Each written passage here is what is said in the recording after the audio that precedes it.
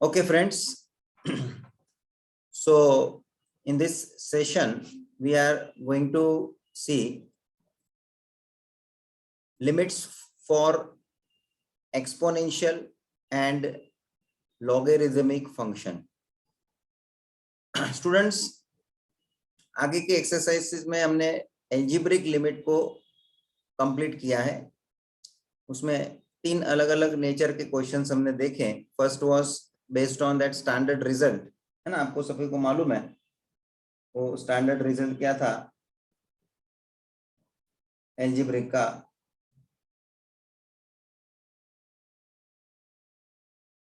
Limit x tends to a, x raise to n minus a raise to n upon x minus a is nothing but n into a raised to n minus 1. बराबर है. और आगे के दो exercise उसके बाद वाले में हमने देखा कि वो एक फैक्टराइजेशन के पॉइंट ऑफ व्यू सॉल्व हुआ और उसके बाद रैशनलाइजेशन के पॉइंट ऑफ व्यू सॉल्व हुआ. ठीक है, this is already done. 3 exercise we have seen. Now we are talking for exponential and logarithmic types of functions. No doubt we are going to focus questions for limits, but limits को solve करने के साथ साथ पहले आपको ये पता होना चाहिए कि एक्सपोनेंशियल फंक्शन क्या होता है, लॉगरिदमिक फंक्शन क्या होता है. आप लोगों को लॉगरिदम्स का आइडिया जरा भी नहीं है, because you people have not seen this concept. Even जो पहले होता था कि उसमें लॉगरिदम्स करके एक चैप्टर हुआ करता था, उसके हिसाब से स्टूडेंट्स को लॉगरिदम का और एक्सपोनेंशियल फंक्शन वगैरह का एक रिलेशन, एक कंसेप्ट पता होता था और उसके आधार पे हम बहुत सारी बातें आगे करते थे. जैसे अभी हम लिमिट के अंदर देख रहे हैं उसको, तो उसका क्या रेफरेंस दे सकते हैं स्टूडेंट्स को, जबकि वो उसका कोई नॉलेज ही नहीं रहेगा उस टाइप्स के फंक्शंस का, तो हम आगे उस पे बात नहीं कर सकते. तो very first thing we need to understand little bit about that types of functions in which logarithmic function and exponential function. इसको हम पहले समझेंगे. एक बार तुमको उसका आइडिया आएगा ना, तो हम उसके ऊपर से लिमिट्स के टॉपिक को आगे बढ़ा सकते हैं. तो let me first give the standard result of limits, और उसको देने के बाद मैं डायरेक्टली जंप कर रहा हूं फंक्शन को एक्सप्लेन करने के लिए कि भाई एक्सपोनेंशियल और लॉगरिथमिक फंक्शन होते क्या हैं. लिमिट्स में हमें ये 4 रिजल्ट देखने हैं, जो मैं बाद में भी वापस एक्सप्लेन करूंगा. पहले ये लिख लेता हूं, आप लोग भी नोट डाउन करके रख दीजिए कि सम standard result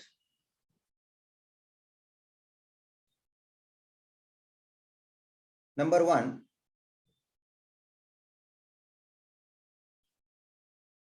limit x tends to 0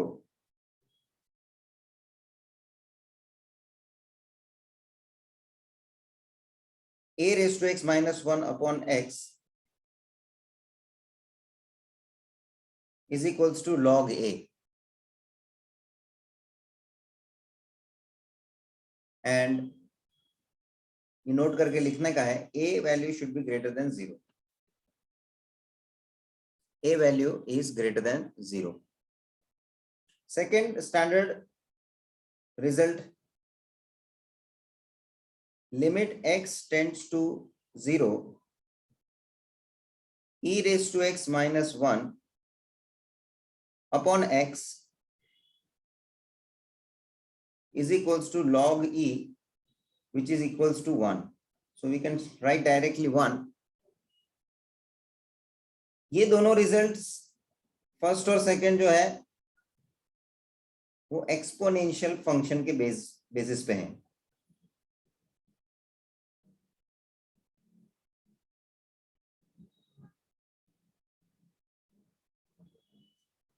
बराबर। खास करके खाली इंडिकेशन में करता हूं तुमको कि जो a रेस टू x का टर्म दिख रहा है,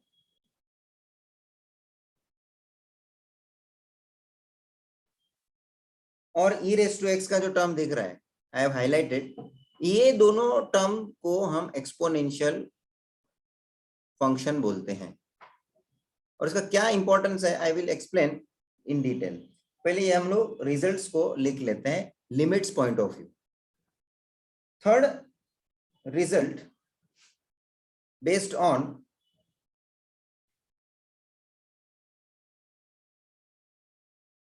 limit x tends to 0 log 1 plus x upon x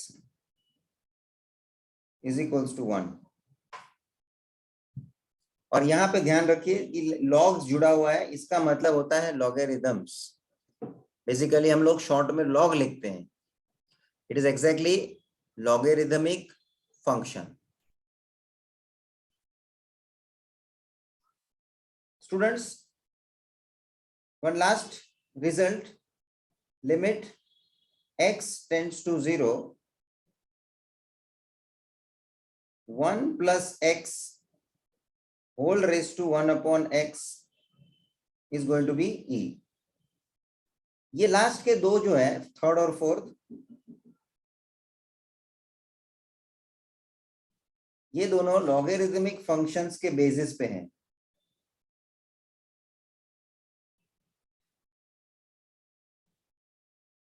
तो दो हो गए एक्सपोनेंशियल बेस्ड रिजल्ट्स और दो हो गए logarithmic based results. Now before I proceed with this limit, let me first introduce the functions part, कि जिसमें कि लॉगरिथमिक फंक्शन क्या होता है, एक्सपोनेंशियल फंक्शन क्या होता है, ये थोड़ा मैं आपको आइडिया देना चाहता हूं।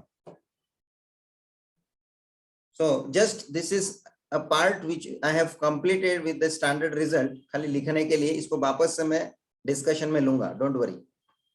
और ये डिस्कशन में लूंगा तभी आपको प्रॉपरली समझने में मजा भी आएगा, क्योंकि तब हमने ये एक्सपोनेंशियल और लॉगरिथमिक फंक्शन क्या है वो समझ लिया होगा। सो आपको उसको समझने के लिए दिक्कत नहीं होना है। ये मैं खाली आपको रट्टा मारने के लिए बोल के खाली क्वेश्चन सॉल्व करवाने के पॉइंट ऑफ व्यू याद रखने को नहीं है, मैं नहीं बोलूंगा। आपको थोड़ा इसको समझने मिले ना प्रॉपरली, तो आपको मजा आएगा। और समझने के हिसाब से पहले तुमको ये लॉगरिथमिक और एक्सपोनेंशियल फंक्शन क्या है इसकी आइडिया मिलनी चाहिए। प्रॉपरली आगे बढ़ना जरूरी है। मैं डायरेक्ट क्वेश्चन पे नहीं जंप मार सकता, ठीक है, करा सकता हूँ, लेकिन वो कराने में आपको भी मजा नहीं है, क्योंकि आप उसको खाली करने के लिए करोगे, फिर प्रॉपर समझदारी डेवलप नहीं होती, प्रॉपर अंडरस्टैंडिंग क्रिएट नहीं होता है उससे डायरेक्ट करने में। तो ये पहले अपने को फंक्शन को समझना है, and then we will do that limit questions based on this result, then you will come to know कि उसको हमें प्रॉपरली करने मिल रहा है। Fine, give heading exponential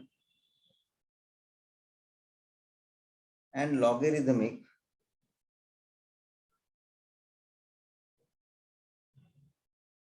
function, exponential and logarithmic function। Students, सबसे पहले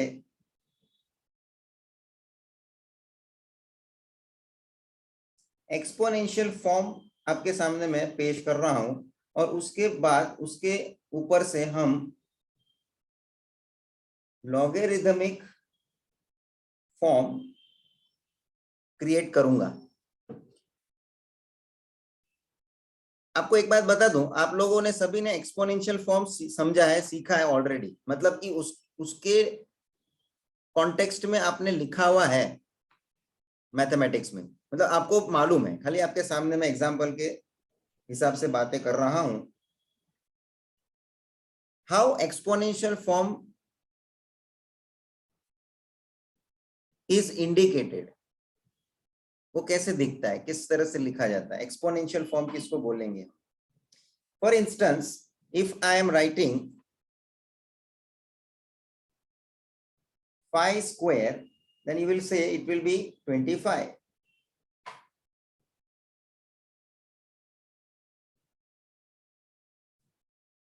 जबकि इसी को मैं बोलूं 5 raised to something is equals to 25, then you will be quickly say that sir 5 raised to 2 ही होना चाहिए तो जाके 25 होगा.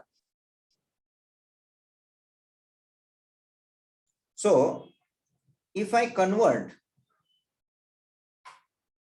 this 5 raised to 2 is equals to 25 in logarithmic format, then how it looks like? क्योंकि जब हम लॉगरिदमिक फॉर्म में convert कर रहे हैं उसमें लॉगरिदम लगेगा, लॉग लगेगा. लॉग एक शॉर्ट फॉर्म हम लोग उसका इस्तेमाल कर रहे हैं जिसमें कि लॉग इंट्रोड्यूस करके हमको लिखना है. अब कैसे लिखना है एक बात ध्यान रखो, तो क्या लॉग 25 और नीचे यहां पे मैं लिख रहा हूं 5. देखो उसका पोजीशन मैंने थोड़ा नीचे लिखा है. 25 जो लाइन में लिखा हुआ दिख रहा है उसी लाइन में 5 नहीं दिख रहा है. 5 थोड़ा लोअर सफिक्स इसको हम बोलते हैं, लोअर सफिक्स पोजीशन में लिखा हुआ है.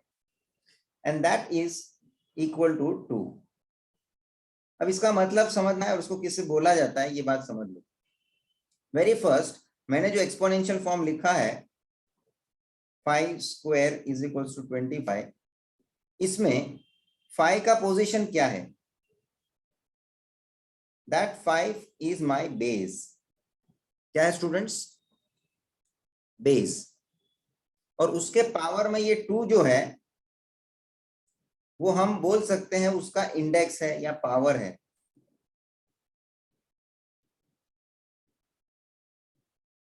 Raise to 2.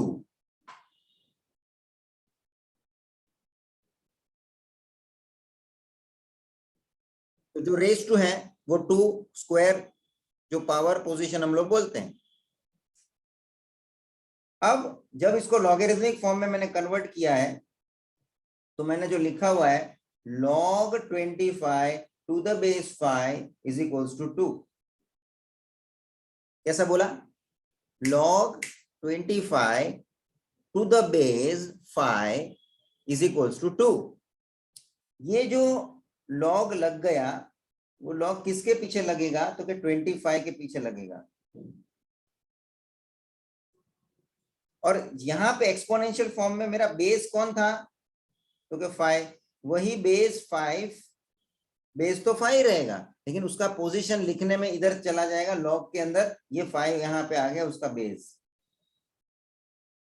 और 5 बेस है, 25 के पीछे लॉग लग गया है तो बचा कौन? सिर्फ 2. वो 2 opposite side as it is रहेगा. So how do we write? तो कि 25 के पीछे लॉग लग जाएगा, log 25 बेस में बोलने के लिए क्या बनेगा? 5 एंड इक्वल्स टू बचा कौन? 2. This is what we have converted from exponential form into logarithmic form. Take down.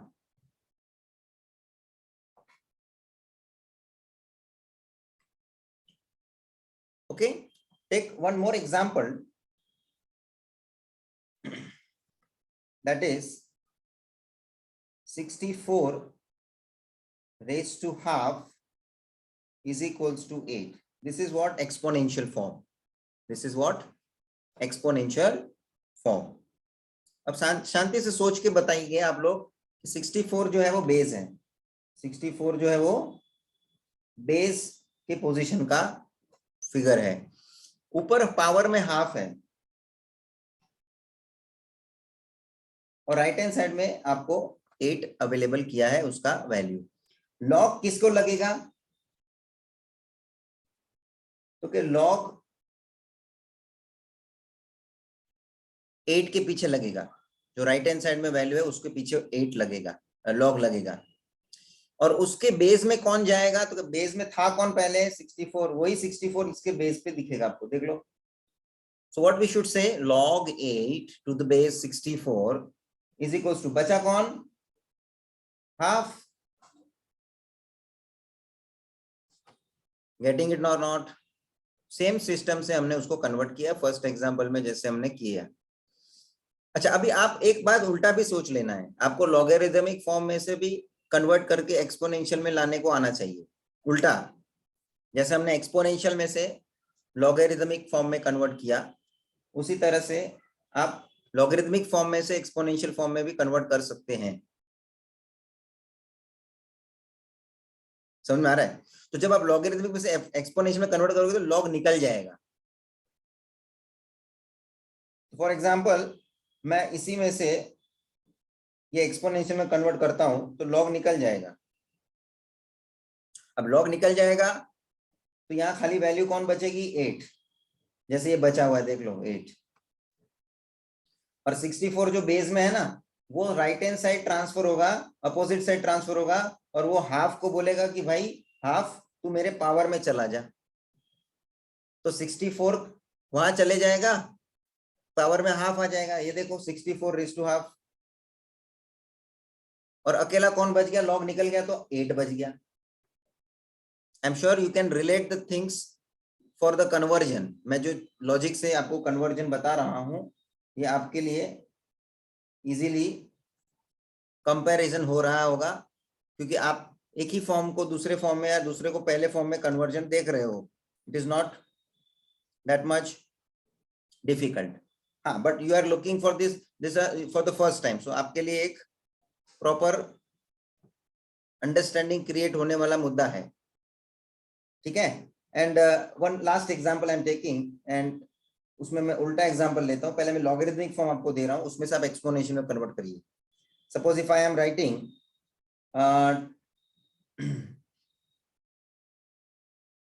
log 1/9 to the base 27 is equals to -2/3. क्या लिखा है, log 1/9 to the base 27 is equals to -2/3. अब ये जब exponential में convert होगा तो सीधी बात है लॉग निकल जाएगा. तो लॉग निकलेगा तो क्या बचेगा, 1/9. लॉग निकल जाएगा तो खाली क्या बचेगा, 1/9. 27 जो है वो निकल के सामने शिफ्ट होगा और वो -2/3 को बोलेगा you come on my power. -2/3 will be power, will become power of 27.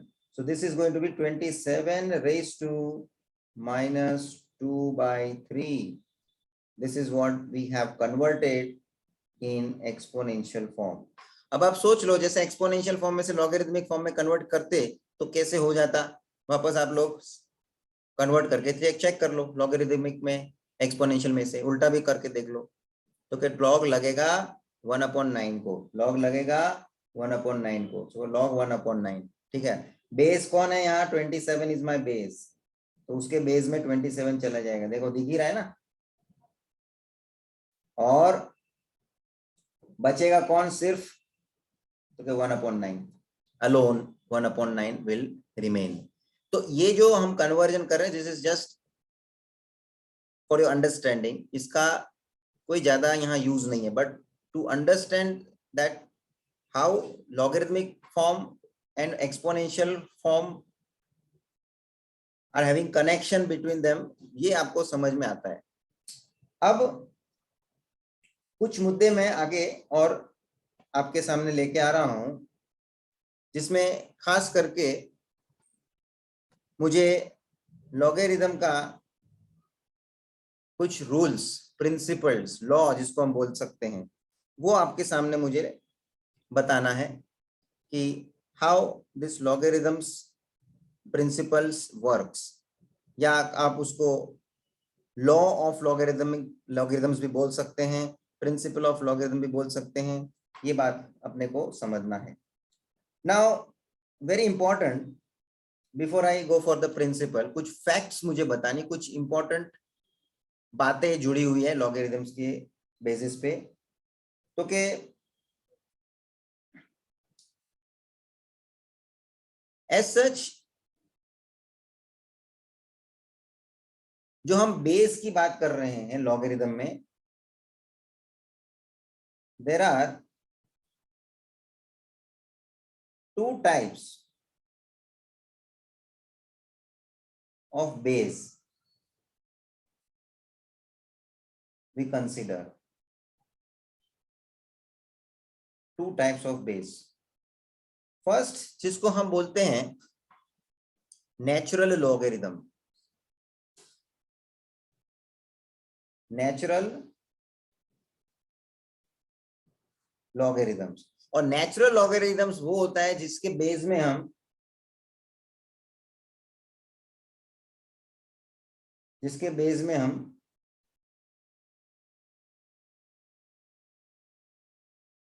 ई लिख रहे हैं। ई मतलब एक प्रकार से पर्टिकुलर कांस्टेंट, मतलब जिसके बेस पे ई रहेगा, ऐसे लॉगरिदम का हिसाब नेचुरल लॉगरिदम में कंसिडर होगा। नेचुरल लॉगरिदम किसको बोलेंगे कि जिसके बेस में ई रहेगा। सेकंड,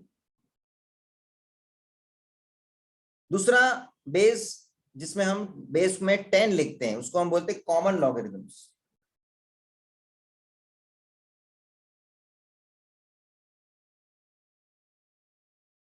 कॉमन लॉगरिदम में बेस के तौर पे हम 10 को इस्तेमाल करते हैं, और ये भी एक कांस्टेंट ही हुआ। 10 को हम यूज कर रहे हैं, मतलब this is also one constant term.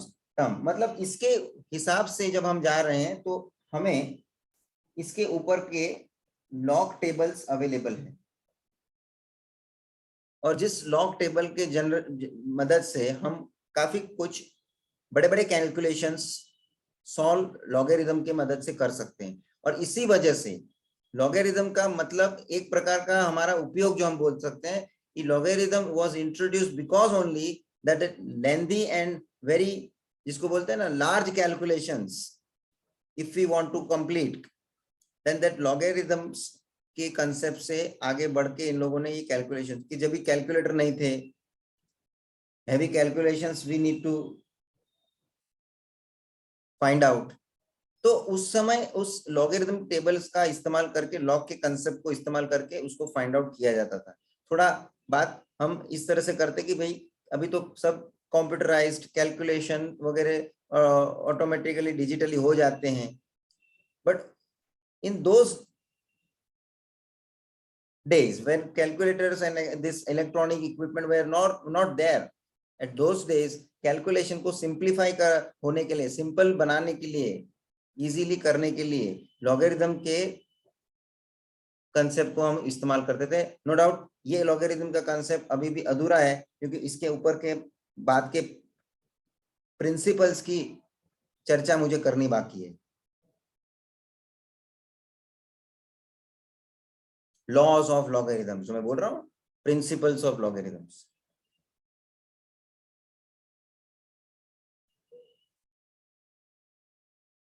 तो ये एक बात मैंने जनरल कर दी कि जिसमें अपने को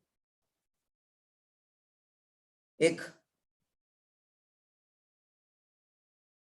बेस के point of view common logarithm किसको बोलते हैं, नेचुरल लॉगरिदम किसको बोलते हैं। चलिए आगे बढ़ते हुए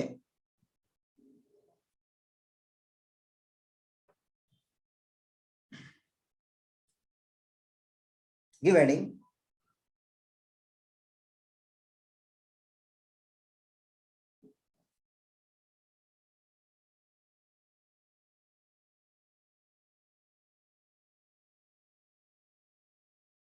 laws of logarithms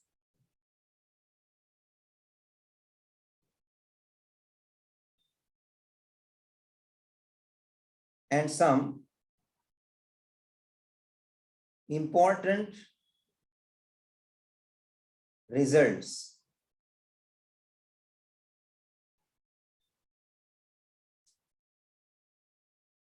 भाई साहब कुछ बातें हम प्रिंसिपल की और उसके साथ साथ हम उसको बोलते हैं लॉ। प्रिंसिपल मतलब एक प्रकार से law, and then we also simultaneously discuss some important facts, results जो हमें मालूम होना चाहिए, समवेयर वी कैन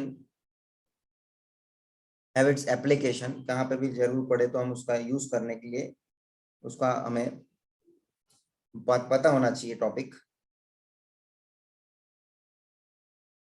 तो very first important point,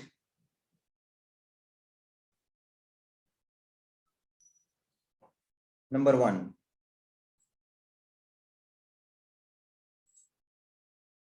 log m into n to the base a।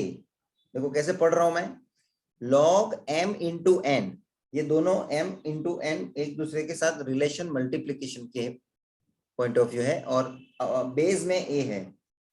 This can be written as, क्योंकि m और n multiplication के relation में है तो इसको हम स्प्लिट करके लिख सकते हैं log m to the base a plus log n to the base a। भाई साहब दोनों में log लागू हो गया, m को भी लागू हो गया और n को भी लागू हो गया, और दोनों मल्टीप्लीकेशन में थे इसलिए प्लस हुआ, बीच में क्या आया, प्लस। इसको हम लॉगरिथम ऑफ प्रोडक्ट बोल सकते हैं। क्या बोल सकते हैं, logarithm of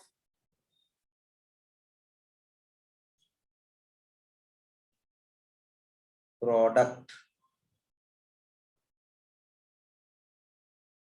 second rule, log m upon n to the base a। जब ये डिवीजन में है m अपॉन n है तो ये log m to the base a minus log n to the base a, minus आ जाएगा बीच में students when there is a division. So this we can say, this we can say logarithm of quotient।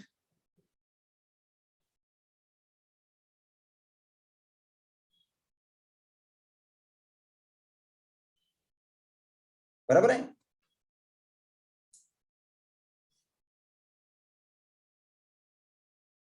दूसरी बात, third rule पे हम आते हैं।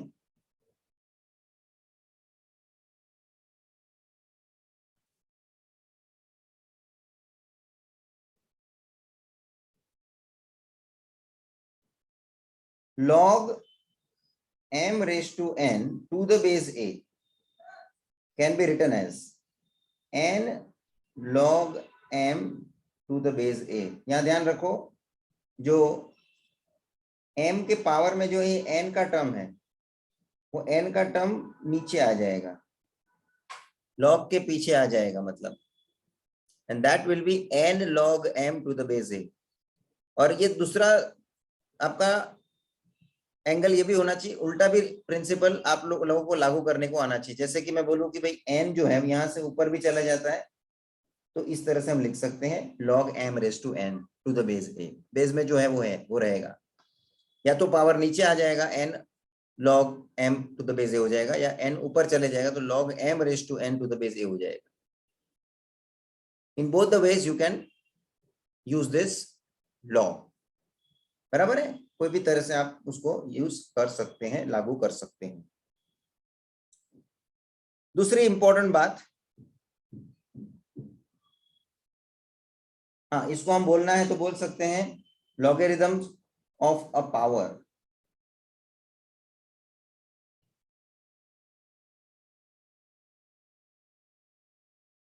ये खाली नाम आपके सामने रख रहा हूं ताकि आपको मालूम पड़े, बाकी तो मेन प्रिंसिपल आपके ध्यान में आना चाहिए। Fourth point, next we can write log m to the base n। Suppose इस तरह से अपने पास है तो हम लोग इसको किस तरह से लिखते हैं, log m upon log n। ये हम बोलते हैं change the base rule. Change the base rule का और एक मुद्दा भी है। अच्छा अभी ये बेस हट गया तो बेस में कुछ नहीं रहेगा तो कहीं का ना कहीं कुछ तो बेस पड़ा रहता है, मतलब कि समझ लो n हट गया यहाँ से ना, क्योंकि n तो बेस के तौर पे था और वो log n के हिसाब से नीचे चला गया अपॉन में डिनोमिनेटर में, तो बेस में बचा कुछ नहीं, पहले मैंने कुछ लिखा ही नहीं था, देखो ए भी नहीं लिखा था, तो वो ए नहीं लिखा है। If nothing is written in the base, ये ध्यान रखना, something is there in the base, तो जो भी बेस होगा वो कॉमन बेस होगा। कॉमन इन द सेंस ऊपर के टर्म में न्यूमरेटर में जो बेस है वही बेस नीचे डिनोमिनेटर के टर्म में भी होना है। So like this log m upon log n you can split, इसको हम बोलते हैं change the base rule. Change the base rule का और एक आपको मैं रूल लिखवा देता हूं, log m to the base n can be written as 1 upon, जब आप उसको डिनोमिनेटर में ले लेते हो तो उसका रिवर्स वैल्यू लिखने का है log n to the base m, तो m चला जाएगा बेस में, देख लो, this is 1 upon log n to the base m. This way we should represent. और एक बात ध्यान में रखना, इसी रूल को मैं आगे कंटिन्यूएशन में लिखूं तो इसको मैं ऐसा लिख सकता हूं, ये log n to the base m को मैं शिफ्ट करूं लेफ्ट हैंड साइड, तो ये हो जाना है log m to the base n multiply by log n to the base m is going to be 1, is going to be 1, and in short ये दोनों रूल हमारे जो है as per change the base rule है। क्या नाम से ये रूल जाना जाता है? Change the base rule. Sometimes if required we should do this particular conversion, base का चेंज होना ये कर सकते हैं हम। So this is important results we have written many such things. आगे मैं कंटिन्यू करता हूं, कुछ फैक्ट्स, कुछ इंपॉर्टेंट बातें भी मैं इसमें जोड़ रहा हूं, लाइक if I write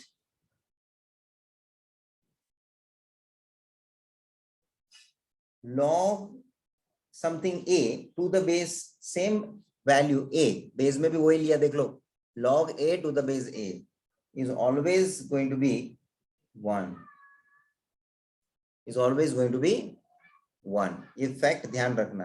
कारण ये है, आप चाहो ना स्टूडेंट्स, इसको आप एक्सपोनेंशियल में कन्वर्ट करो तो देखो एक आपको रिलेशन भी पता चल जाएगा कि आपको ये चीज किस तरह से प्रूव करके मिलती है। If I convert this in the logarithmic to exponential, इसको मैं एक्सपोनेंशियल में कन्वर्ट करता हूं तो क्या बनेगा, तो कि ए लॉग हट जाएगा, ए बचेगा, और यहां से बेस में से ए निकल के राइट हैंड साइड जाएगा और वो 1 जो है राइट हैंड साइड में वो उसका पावर बन जाएगा। So it is going to be 1 in the power a raise to 1। और सीधी बात है ना, a रेज टू 1 बोलेगा तो a ही होता है ना। So a is equals to a तो लिख ही सकते हैं ना हम, तो a is equals to a का ही ये तो लॉगरिथमिक फॉर्म बना। बट बोलने के लिए क्या है, log a to the base same value a is always 1। ध्यान में रखना, किसी भी सेम वैल्यूज होंगे उसके लिए आंसर 1 आना है। 7th important point that log 1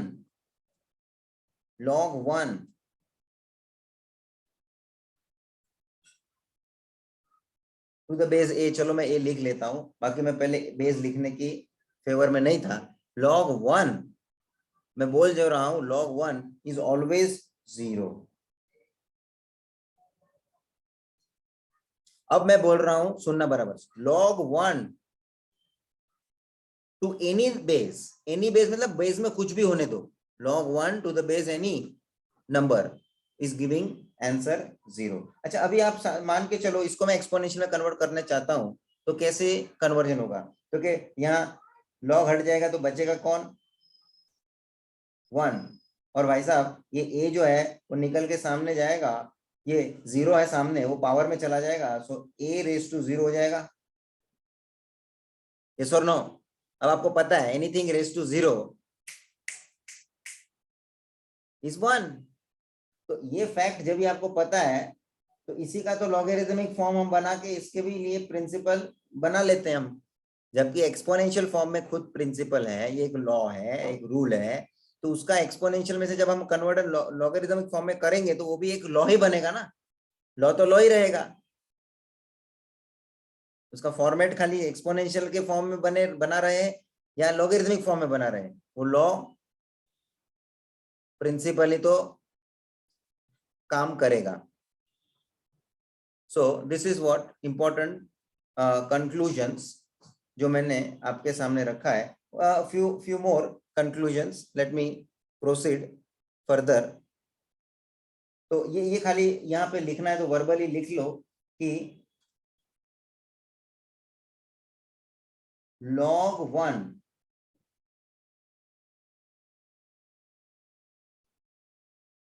is always 0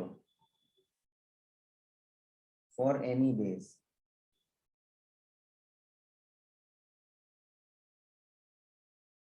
है ना, वर्बली भी मैंने मेंशन कर लिया नोट के तौर पे कि log 1 कभी भी 0 होना है, बेस कुछ भी होने दो।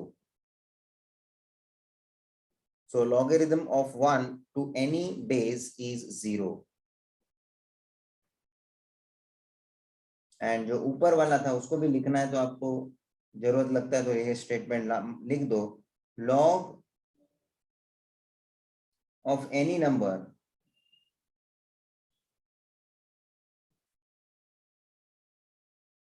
to itself as the base is going to be 1, is 1। ठीक है, कुछ स्टेटमेंट पॉइंट ऑफ व्यू भी आपको फैक्ट पता चलेगी। And one more conclusion result we are writing here, that look at this, a raised to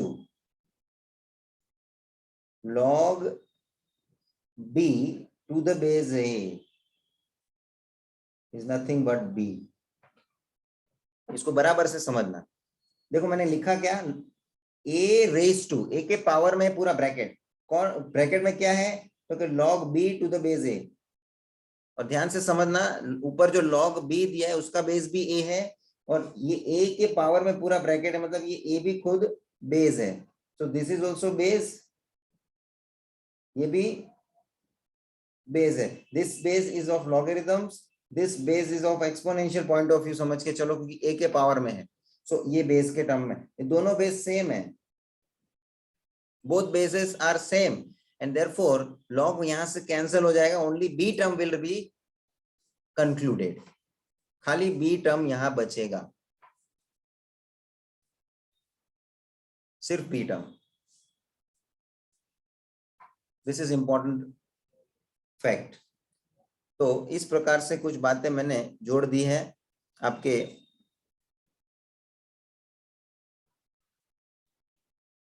logarithms के point of view.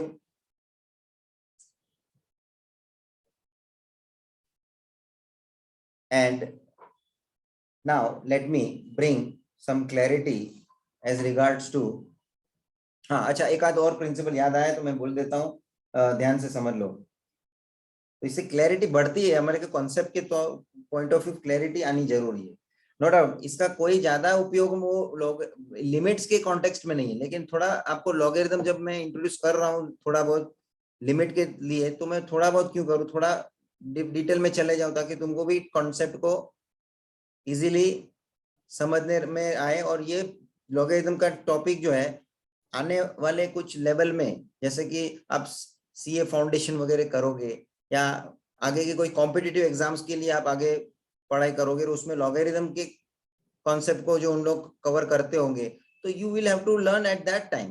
But if you have finished at this level कि चलो जिससे कि हमको लिमिट के लिए, और आगे ये लिमिट के लिए बात नहीं हो रही है, लॉगरिथमिक फंक्शंस, एक्सपोनेंशियल फंक्शन, ये आगे डिफरेंशिएशन चैप्टर जो है उसमें भी आपको वापस यूज होगा। मतलब कहीं ना कहीं ये फंक्शन का उपयोग वाइड स्प्रेड है, मतलब आगे बहुत सारे टॉपिक्स में इसका उपयोग होने वाला है। और ये खुद भी एक टॉपिक, एक खुद चैप्टर भी है।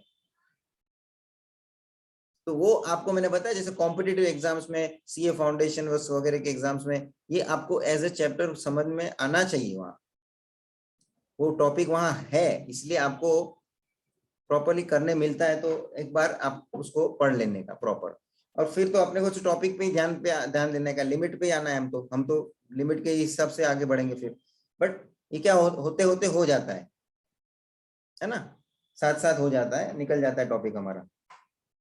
सो one more I am coming to this point, 9th point पे आ जाइए। एक और मुद्दा मैं लिखवा रहा हूं। सी log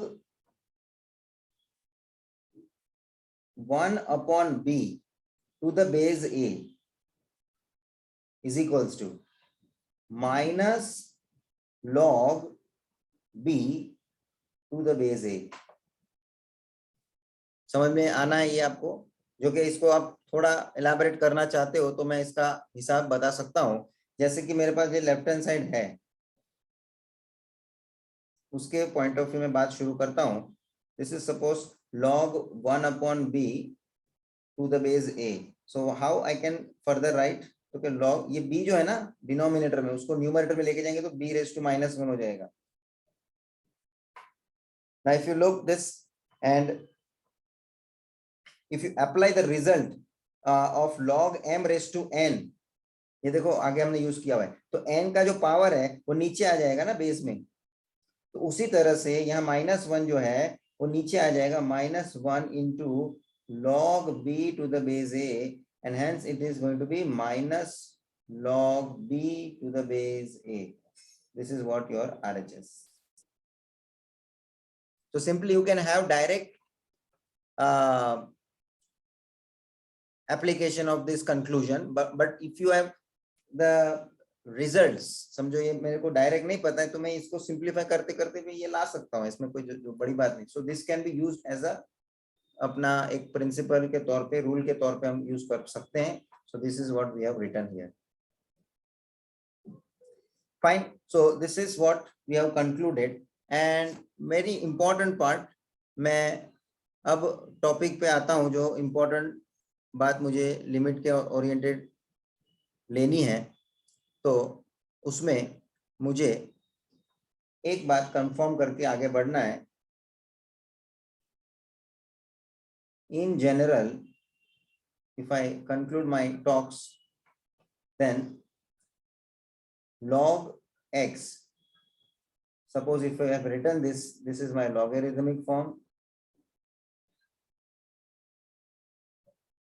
having something in the base as a।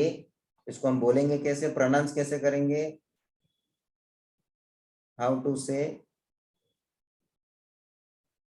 Okay, log, या आप पूरा फुल फॉर्म बोल सकते हैं, logarithms of x to the base a, बराबर है। Let me conclude the next part. Exponential form है which we always used to write a raised to x, इसको हम एक्सपोनेंशियल फॉर्म बोलते हैं।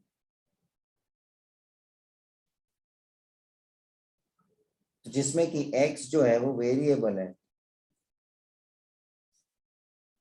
and it should be in power, and this is a means constant which is in base। मतलब इसका general scenario क्या दिखता है मालूम है, कांस्टेंट रेज टू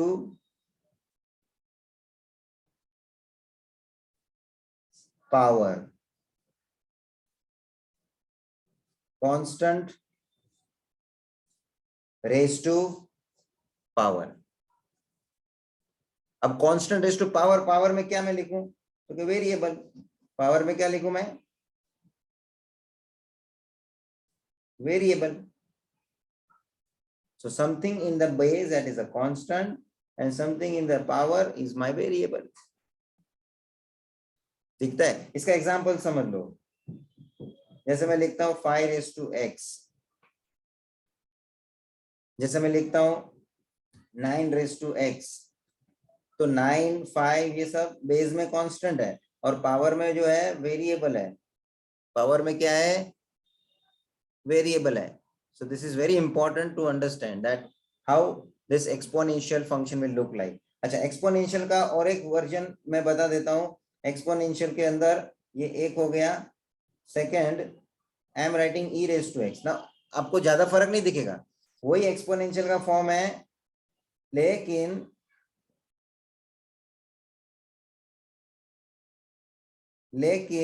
ये एक्सपोनेंशियल फॉर्म, उसमें जो बेस में जो a होता है उसके जगह पे e है. ये एक है पर्टिकुलर कांस्टेंट,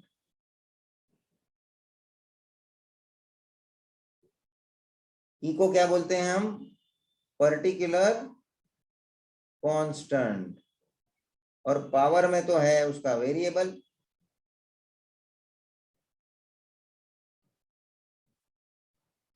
तो पावर में तो वेरिएबल रहना ही है भाई, मैंने उसका इंपॉर्टेंट बोल ही दिया पार्ट कि पावर में वेरिएबल होना ही है और बेस में कोई नंबर होना है कांस्टेंट भाई साहब. तो ये दोनों चीज को एक्सपोनेंशियल फॉर्म में हम इंक्लूड करेंगे.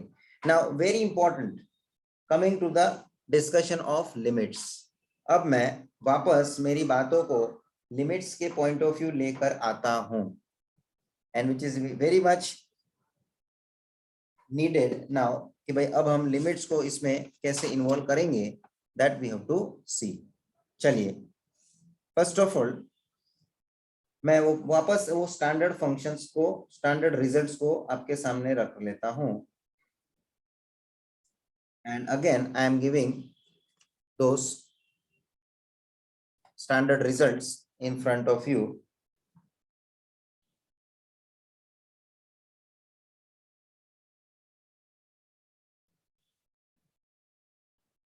Standard result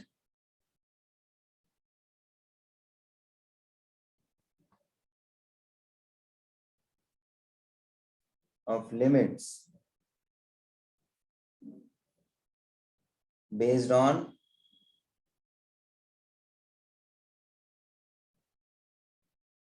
logarithmic and exponential function. है ना, मेरा हेडिंग चेंज हो सकता है लेकिन मेरा क्राइटेरिया डिस्कशन का वही है. Standard results we are discussing. Very first standard result we have written initially limit x tends to 0, a raised to x minus 1 upon x will equals to log a, and यहाँ पे एक condition है कि a की value greater than 0 होना चाहिए. अच्छा, एक और बात मैं बता दूं, जो हम लॉगरिथम की बात कर रहे थे ना, और एक फैक्ट है जो मैं बात कर देता हूं आपके सामने. यहाँ नोट डाउन करने जैसे जगह है तो आप भी कर लीजिएगा. जो मैं बात रख रहा हूं उसको ध्यान से समझने का, कि लॉगरिथम जो है ना वो नेगेटिव टर्म्स के लिए नहीं निकाला जा सकता और जीरो के लिए नहीं निकाला जा सकता. So logarithm, I am writing here the statement, logarithm of 0 and negative numbers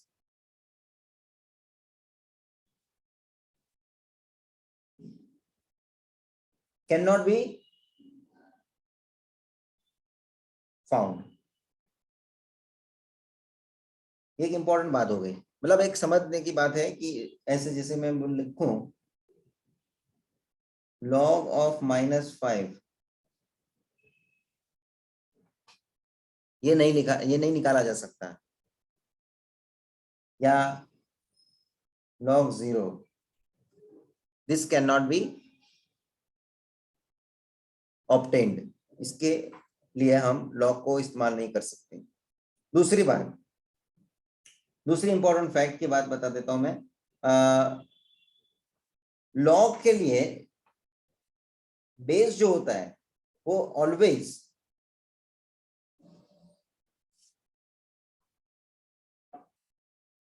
positive रहेगा, देखो मैं लिख लेता हूं, लॉगेरिदम्स, बेस ऑफ लॉगेरिदम्स, ये सब पूरा लिखो, base of log should be positive,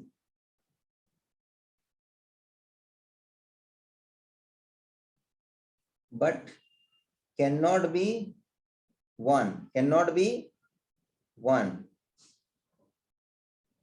मतलब कि log कोई भी टर्म में लिखता हूं उसके नीचे 1 बेस के अंदर नहीं हो सकता, और समझ लो मैं log लिखता हूं कोई भी टर्म के लिए और नीचे बेस में मैं माइनस में कुछ लिखता हूं टर्म, ये पॉसिबल कभी भी नहीं होता। ये कुछ फैक्ट की बात याद आई तो मैंने लिखवा दिया कि log के बेस को हम ऑलवेज पॉजिटिव लेंगे, एक बात, लेकिन पॉजिटिव में भी 1 को आप इग्नोर करने का, 1 नहीं हो सकता, एंड नेगेटिव नहीं हो सकता। ऑलवेज पॉजिटिव बोल दिया तो नेगेटिव नहीं हो सकता। So this way we should write some important facts. अब ये जो मैं स्टैंडर्ड रिजल्ट में आ रहा हूँ, उसमें खास मैं मुद्दा यहाँ पे ले रहा हूँ कि ये जो स्टैंडर्ड रिजल्ट है उसके लिए मैं बात कर रहा हूँ, आप भी समझ लेना। स्टैंडर्ड रिजल्ट रट्टा तो मारने की जरूरत नहीं है, समझने की जरूरत है कि किस तरह से ये वर्क करेगा।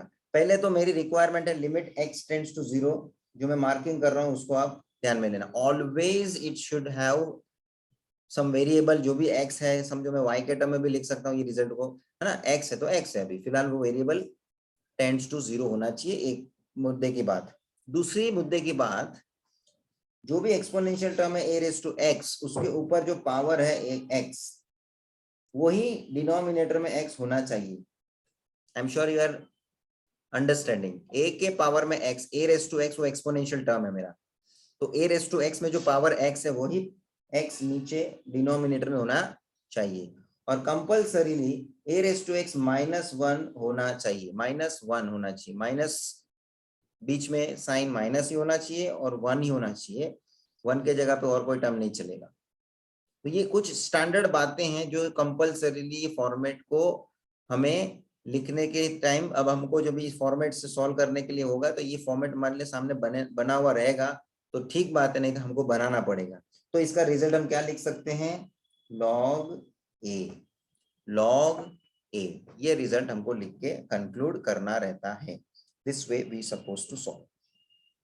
सिमिलरली सेकेंड रिजल्ट को मैं डिस्कस करूं तो सेकेंड रिजल्ट जो मैंने लिखा है वो खाली फर्क ये है, वो a रेज टू x की जगह पे e रेज टू x लिखा। अभी आपको समझ में आएगा कि सर ने अभी एक्सपोनेंशियल फंक्शन को एक्सप्लेन किया, उसमें एक तो a रेज टू x को एक्सप्लेन किया और दूसरा वही एक्सपोनेंशियल फंक्शन के एग्जांपल में e रेज टू x को भी मैंने बता दिया कि वो भी एक एक्सपोनेंशियल फंक्शन का पॉइंट है। तो a रेज टू x के साथ साथ रिप्लेस करो तो e रेज टू x के हिसाब से मेरा फॉर्मेट क्या बनेगा, other things will be the same, x limit x tends to 0, e raised to x आ जाएगा, a raised to x के जगह पे -1 as usual, upon में x as usual, then the result should be also you can apply log a के जगह पे log e, but as you know log e जो होता है वो always, ये always log e का वैल्यू 1 होता है। ये ऊपर मैंने लिखा भले नहीं है, इसकी बात e के टर्म्स, e के पॉइंट ऑफ व्यू करनी होती थी, इसलिए मैंने अभी ये e के पॉइंट ऑफ व्यू बात रखी नहीं है। log e जो है ये कंक्लूजन हमारा वो ऑलवेज 1 होता है, ये लिख के रखेंगे हम। इसका आंसर क्या आता है 1। Why it is so? Because log e is always 1। लिखो log e is always 1। log e का वैल्यू कभी भी बोलोगे तो आप 1 होना है। Take properly take down. तो ये सब कुछ मुद्दे की बात है जो हमें, ये दोनों फॉर्मेट बाकी सेम ही है ना स्टूडेंट्स, ये दोनों formats it is one in the same, exponential के फॉर्मेट है। यहाँ पे भी हमको देखो x टेंड्स टू 0 चाहिए, e raise to a, x में जो पावर है वही x पावर, वही x का वैल्यू नीचे डिनोमिनेटर में चाहिए, -1 चाहिए। ये सब इंपॉर्टेंट मुद्दे हैं जो हमें रिलेट करने हैं, और दोनों फॉर्मेट का हिसाब वही है, रिजल्ट भी वही लगेगा log e, लेकिन अभी log e लिखने की जरूरत नहीं, डायरेक्टली 1 लिख सकते हैं। ई के टाइम में। Coming to the next point,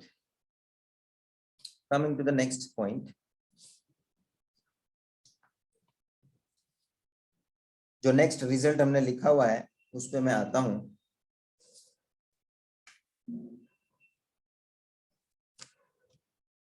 अच्छा, और ये जो ई की बात मैंने निकाली है ना, तो ये log ई 1 इसलिए बिकॉज या एक तो ई का एक कांस्टेंट पर्टिकुलर कांस्टेंट में नहीं लिखा, यहाँ पे मैं लिख देता हूँ, देखो आपको ये बात यहाँ पे कनेक्ट कर रहा हूँ। ई की वैल्यू है, मतलब ये एक पर्टिकुलर कांस्टेंट है, और ये पर्टिकुलर कांस्टेंट जो है ये एक प्रकार से इरेशनल नंबर है,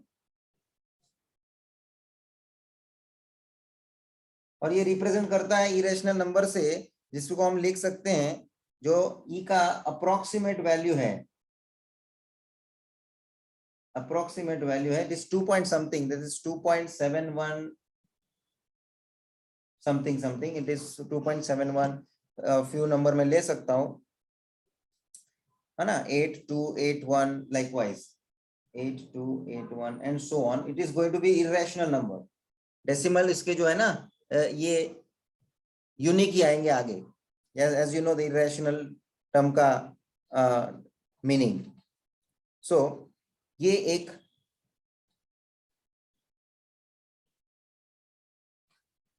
सिंपल मुद्दा ई के पॉइंट ऑफ व्यू मैंने कंप्लीट किया, जो फैक्ट है एक प्रकार से आपको समझने के लिए जरूरी है। Now considering the standard result, चलो मैं नेक्स्ट थर्ड वाले स्टैंडर्ड रिजल्ट पे आता हूं, and that I had written as limit x tends to 0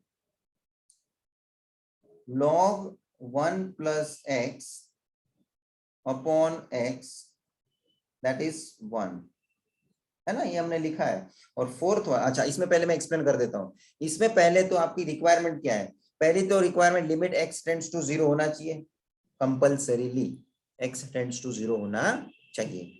जो भी है लॉग के टर्म में है तो लॉग से जुड़ा हुआ ब्रैकेट में क्या देखो, 1 प्लस x, 1 कंपल्सरीली 1 होना चाहिए, प्लस बीच में साइन प्लस होना चाहिए, और फाइनली जो भी x का वेरिएबल है वही x नीचे डिनोमिनेटर में होना चाहिए। देख लो ये x है, नीचे भी वही वेरिएबल x डिनोमिनेटर में होना चाहिए। Then this answer is directly to be written as 1, इसका फाइनल कंक्लूजन आंसर में 1 है।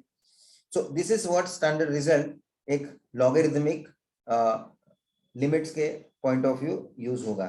फोर्थ जो है लिमिट x टेंड्स टू 0, वापस वही x टेंड्स टू 0। आप बोलेंगे ना सर चारों चार रिजल्ट में x टेंड्स टू 0 ही है, लॉगरिथमिक में और एक्सपोनेंशियल के स्टैंडर्ड रिजल्ट में। अच्छा इसमें क्या पॉइंट है, 1 plus x to the power 1 upon x is going to be e. अब इसका क्या लॉजिक है मैं बता देता हूं। पहले तो बात समझ लेना, 1 प्लस एक्स चाहिए आप, और एक और मैं मुद्दा दे दूं आपको समझने के लिए, जो 1 प्लस एक्स यहाँ पे था ना लॉगरिथमिक लिमिट में पहले थर्ड रिजल्ट में, वही 1 प्लस एक्स ये ब्रैकेट देखो है। अच्छा दूसरी फैक्ट की बात, 1 प्लस एक्स चाहिए ब्रैकेट के अंदर, और वही x जो है ना इसका रेसिप्रोकल ऊपर पावर में है, दिख रहा है क्या सबको, ध्यान से समझना, x का रेसिप्रोकल क्या हो जाएगा 1 अपॉन एक्स।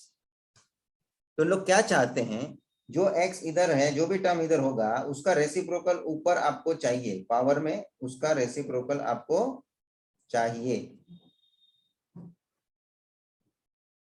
ध्यान रखना।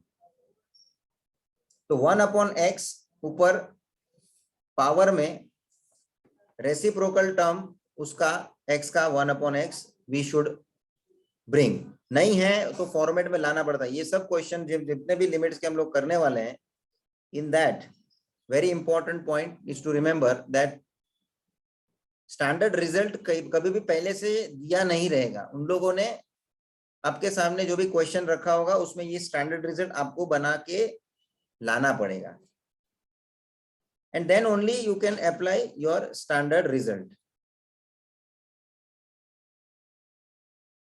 अब वो क्या करके आपको स्टैंडर्ड रिजल्ट में कन्वर्जन करना है वो आपको देखना पड़ता है, क्वेश्चन में किस हिसाब से आपको सिचुएशन मिल रही है और आपको किस हिसाब से आगे बढ़ना जो कि आप स्टैंडर्ड रिजल्ट ला सको, ये सब क्वेश्चन में सॉल्व करने पे अपने को मालूम पड़ेगा, पता चलेगा.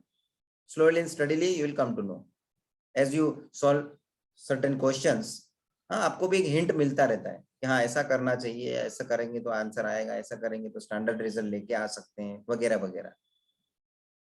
But at least first you understand what is the meaning here in the standard result. It is required. जो हमको चाहिए वो अपने को रिक्वायरमेंट हमारी हमको सामने हमारे दिमाग में होनी चाहिए, तो हम उसके पीछे सोच सकते हैं. फाइन. अच्छा, एक बात, ये दोनों थर्ड और फोर्थ रिजल्ट के बारे में एक मुद्दा मुझे डिस्कस करना है. There is a connection between third and fourth result.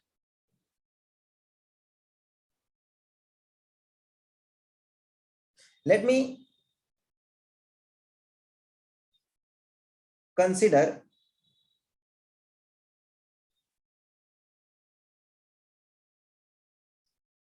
third standard result.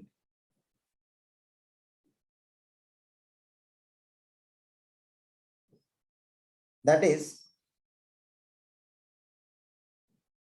limit x tends to 0, log 1 plus x upon x is equals to 1. And very important, we are going to take LHS. एक मैं proof के तौर पे कुछ बातें मैं सामने जोड़ना चाहता हूं. I am taking this left hand side, that is limit x tends to 0, log 1 plus x upon x. Correct. अब मैं इसको कैसे लिखता हूं? Limit x tends to 0, 1 upon x separate लिखता हूं, log 1 plus x. 1 upon x separate लिख सकता हूं ना इस तरह से. होल अपॉन x था जो, उसको मैं 1 अपॉन x के हिसाब से अलग मल्टीप्लीकेशन में ले रहा हूं log 1 plus x के साथ. Now if you see the result, logarithm का रूल, लॉ ऑफ लॉगरिथम में m log n can be written as log n raise to m. ये पावर में चला जाएगा कि नहीं इसके n के, या अपोजिट सोचो तो m को नीचे ला सकते हैं हम. तो ये जो 1 अपॉन x है वो इसके पावर में चले जाएगा. yes or no? So how do I write like limit x tends to 0, log 1 plus x whole raised to 1 upon x. Student समझा ना ये पॉइंट? 1 अपॉन x ऊपर पावर में चले गया. अब जब ये लिमिट अप्लाई होगा तो log के अंदर का जो एक्सप्रेशन है उसमें ये लिमिट लागू होगा. किसमें लागू होगा? log के अंदर. मतलब ये कैसे लिखा जाएगा? log into log of, I mean to say log of limit x tends to 0, 1 plus x whole raised to 1 upon x. And if you recall this result number fourth, this result number fourth, 1 plus x whole raised to 1 upon x is equals to e. And then the same result we have concluding here. ये देख लो आप. I'm sure you are getting properly. तो ये इसके जगह पे क्या आ जाएगा? Limit x tends to 0, 1 plus x whole raise to 1 upon x है ना. इसका रेसिप्रोकल, x का रेसिप्रोकल ऊपर है कि नहीं? तो इसका आंसर क्या आ जाएगा? ये पूरे ब्रैकेट का आंसर क्या आ जाएगा? e. लिखना है तो मेंशन कर लो. as we have the result, limit x tends to 0, 1 plus x whole raised to 1 upon x is equals to e. Result number fourth.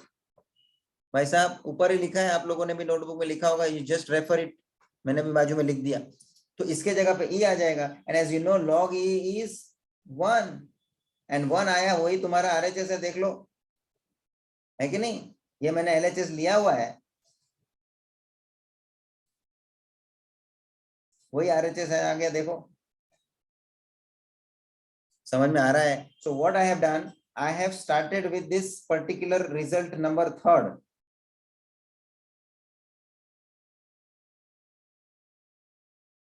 And result number 3rd में से 3rd को मैंने प्रूव किया उसका LHS से RHS with the help of result number 4. मतलब मैंने पहले बताया कि there is some connection and connectivity between your result number 3rd and result number 4.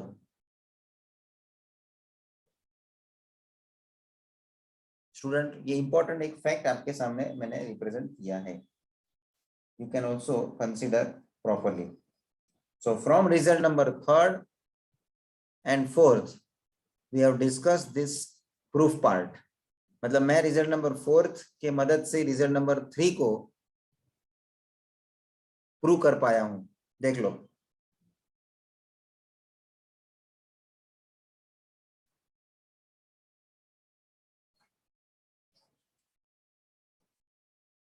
Correct. यहां मेरा ऐसे तो डिस्कशन खत्म होता है. Result oriented discussion is also done. Before that logarithmic and exponential function के रिलेटेड बातें भी मैंने पूरा कंप्लीट किया है. And let me only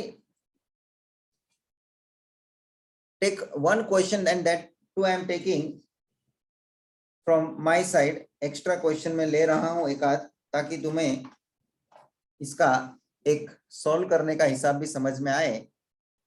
And then in the next session I would prefer to start the questions of exercise.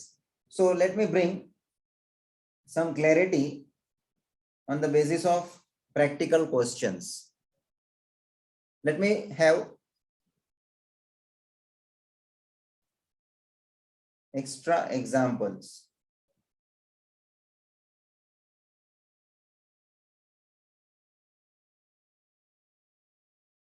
अब आपको ये भी ध्यान रखना है कि 4 रिजल्ट्स अवेलेबल है जो हमारे पास स्टैंडर्ड रिजल्ट, उसमें से कौन सा रिजल्ट यूज करना है. क्वेश्चन को समझ के आपको उसके ऊपर भी पहले फोकस करना है. जैसे मैं क्वेश्चन एक लेता हूं, limit x tends to 0 5 raised to x minus 1 upon 4x. अब मुझे स्टूडेंट बताइए ये कौन से स्टैंडर्ड रिजल्ट के बेसिस पे बनेगा. तो क्या हमारे पास रिजल्ट है लिमिट, ये एक्सपोनेंशियल का टर्म दिख रहा है ना 5 raised to x, तो सीधी बात है हमको एक्सपोनेंशियल का रिजल्ट लागू करना जरूरी लगेगा. लिमिट x टेंड्स टू 0 और एक्सपोनेंशियल का स्टैंडर्ड रिजल्ट क्या है, तो कि a raised to x minus 1 upon x is equals to log a. ये हो गया. तो ये रिजल्ट के तौर पे हमारे को ये इसका इस्तेमाल करके आगे बढ़ना है. So what we can do, एक तो हमको दिख रहा है यहाँ पे कि लिमिट x टेंड्स टू 0 तो है ही जो हमको चाहिए. 5 raised to x, ऊपर जो x है वहां पे वो x इधर होना चाहिए सिर्फ, तो सिर्फ x तो है, साथ साथ 4 भी तो है. तो ये 1/4 जो है वो बाहर चला जाएगा, कोएफिशिएंट के तौर पे कहाँ चला जाएगा, बाहर चला जाएगा. अदरवाइज एक स्टेप मुझे लिखना है तो मैं ऐसा लिखता हूँ, बाकी इसकी मुझे जरूरत नहीं है. कैसे लिखता हूँ देख लो, 5 raised to x minus 1 upon x, इसको मैंने इस तरह से लिख दिया. 1/4 को ऐसे सेपरेट कर दिया. समझ में आ रहा है कि नहीं. तो ये 1/4 बाहर चला जाएगा और लिमिट x टेंड्स टू 0 जो लागू होगा 5 raised to x minus 1 upon x, और ये जो पूरा मेरा बनेगा स्टैंडर्ड रिजल्ट के पॉइंट ऑफ व्यू, ये रिजल्ट. और इसका कंक्लूजन क्या आ जाएगा, log a है ना, तो इसका कंक्लूजन क्या आ जाएगा 1/4 into log 5, and this is going to be the final answer. Limit apply हो गया ना, लिमिट स्टैंडर्ड रिजल्ट्स के पॉइंट ऑफ व्यू अप्लाई हो गया, and therefore final answer is here concluded. बहुत ही सिस्टमैटिकली हमें यहाँ ये फॉर्मेट मिलता है. अच्छा, ये एक इजी क्वेश्चन था. ऐसा कोई फॉर्मेट आपको लाना भी पड़ता है, कोई फॉर्मेट आपको लाना पड़ता है. लेट्स से फॉर एग्जांपल अभी हम एक्सरसाइज के ऊपर में चले जाऊं, मेरे को दिख रहा है यहाँ पे आपके बुक में फर्स्ट एक्सरसाइज का क्वेश्चन देखो. फर्स्ट क्वेश्चन एक्सरसाइज 7.4 का एक क्वेश्चन ये मेरे को लेने का इच्छा हो रहा है, मैं ले लेता हूं। First evaluate the following.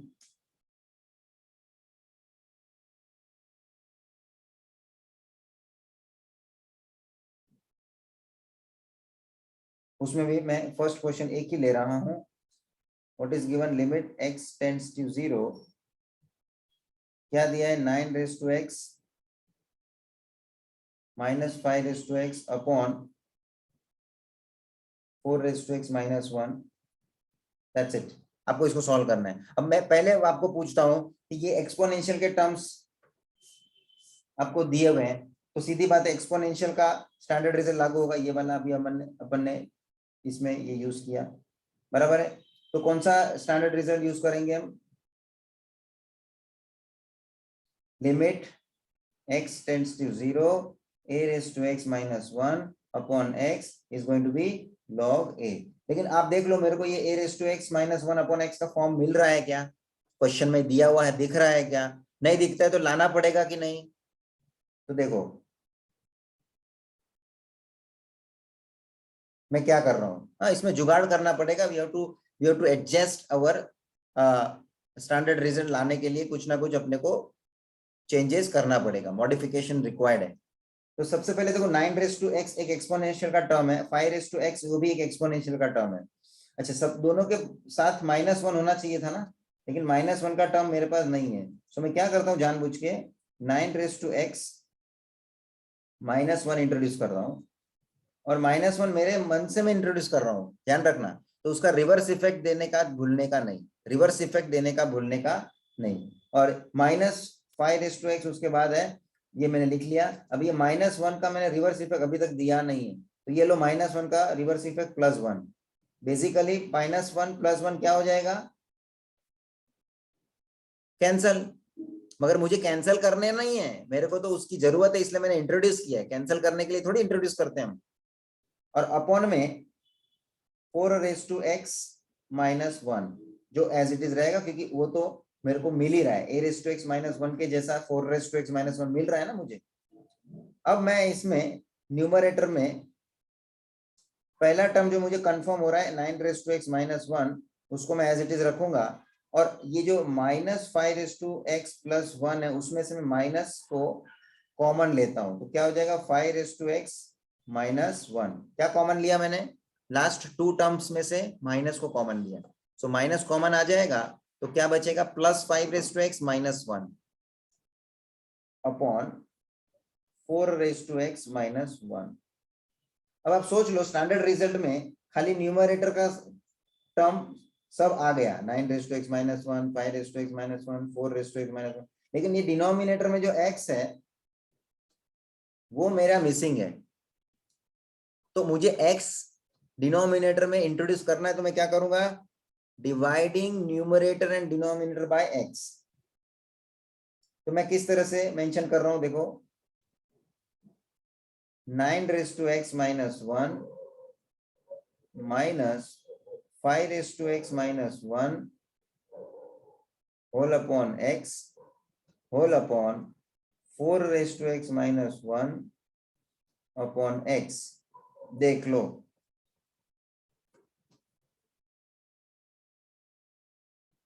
क्या किया, ये dividing numerator and denominator by x, ठीक है। और अब मैं क्या कर रहा हूं, ये डिनोमिनेटर में जो न्यूमरेटर के डिनोमिनेटर में जो x है ना, ये वाला, इसको स्प्लिट कर देता हूं, ठीक है, स्प्लिट कर देता हूं। तो क्या दिखेगा, limit x tends to 0 9 raise to x minus 1 upon x minus 5 raise to x minus 1 upon x whole upon 4 raise to x minus 1 upon x। देख लो, अब ये मेरे पास टोटल 3 स्टैंडर्ड रिजल्ट बन गए, न्यूमरेटर में 2, डिनोमिनेटर में 1। अब ये लिमिट है ना, ये ब्रैकेट के अंदर लागू होएगा ना, तो कैसे ये लागू होगा, जैसे आपके पास अलजेब्रा ऑफ लिमिट अपन ने किया है ना, limit x tends to a f of x upon g of x। तो ये लिमिट जो है x टेंड्स टू a, वो f ऑफ x न्यूमरेटर को भी लागू होगा, और यही limit x tends to a नीचे डिनोमिनेटर में g ऑफ x में भी लागू होगा। ये किया है कि नहीं अलजेब्रा ऑफ लिमिट इस तरह से हमने। तो ये ऊपर न्यूमरेटर में भी वापस दो टर्म्स हैं, तो न्यूमरेटर में किस तरह से दिखेगा, limit x tends to a f of x plus और माइनस g ऑफ x। तो ये जो है लिमिट, ये दोनों को लागू होगा, f ऑफ x को भी लागू होगा, और यही लिमिट g ऑफ x को भी लागू होगा। यस और नो? तो अब देखो मैं लिमिट सभी को लागू कर देता हूं। Limit x tends to 0, 9 raise to x minus 1 upon x, minus limit x tends to 0, 5 raise to x minus 1 upon x, whole upon limit x tends to 0, 4 raise to x minus 1 upon x। भाई साहब total 3 बार ये result को हमें apply करने मिलने वाला है। अच्छा अब मेरे को बताओ पहला रिजल्ट ये जो है, ये अपने स्टैंडर्ड रिजल्ट को आप देखो, तो जैसे log a होता है ना, तो यहाँ पे a के जगह पे कौन है, a के जगह पे कौन है 9। तो ये 9 है, तो हमको पता चलेगा इसका रिजल्ट कंक्लूजन का क्या बनेगा, log 9।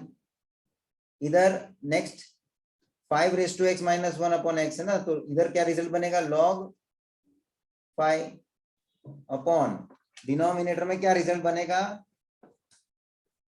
वहां पे अपने पास है 4 रेज टू x, तो ये बनेगा log 4। अब देखो ये रिजल्ट कंक्लूजन तो हो गया, मगर इसको थोड़ा सिंप्लीफाई करना है लॉगरिथम के रूल से। तो फिर लॉगरिथम का कौन सा रूल लागू होगा, तो फिर न्यूमरेटर में students log m minus log n का रिजल्ट लागू हो रहा है, देख लो। तो it should be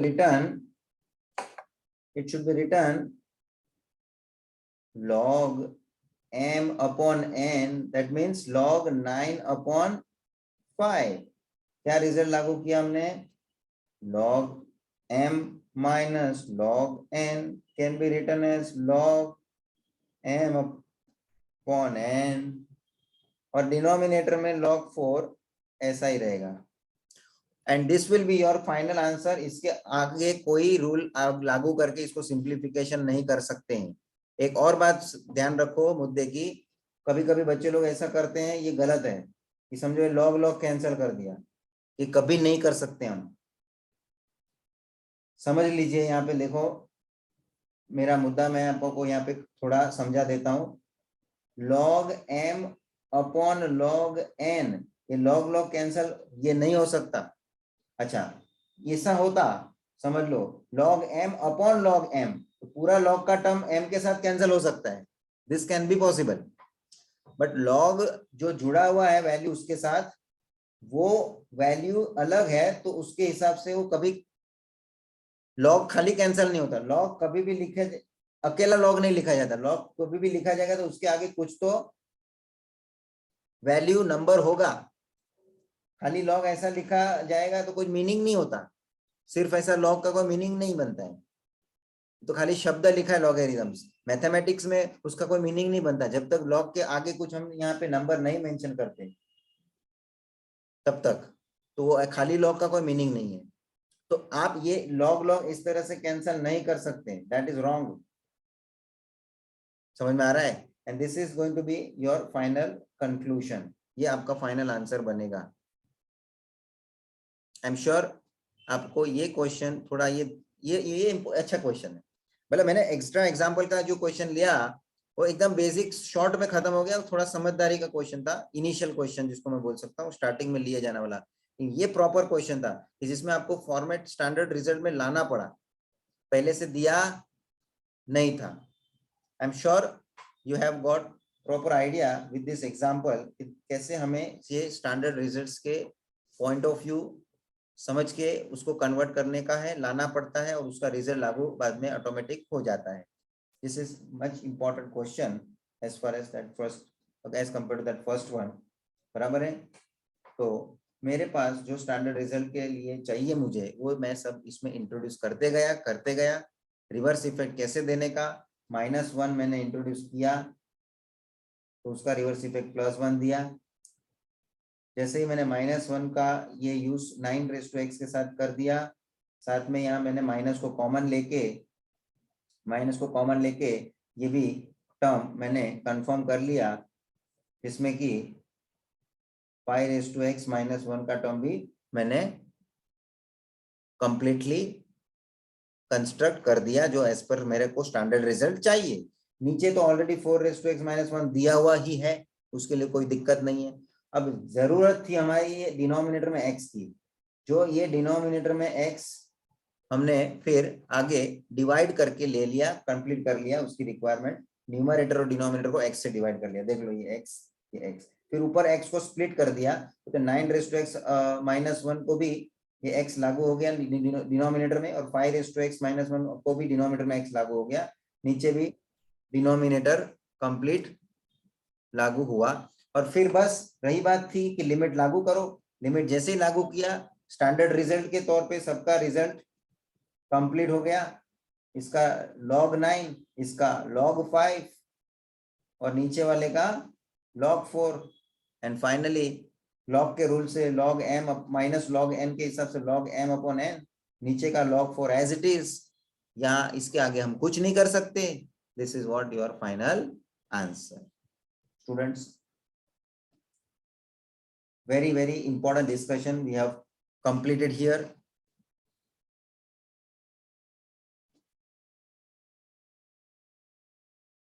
Please take down properly.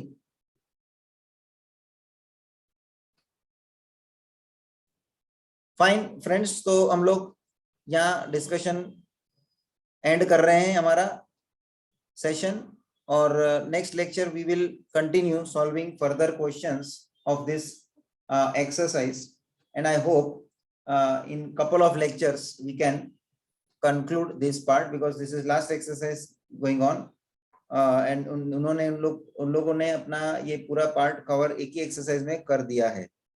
So there is no such lengthy work now remaining.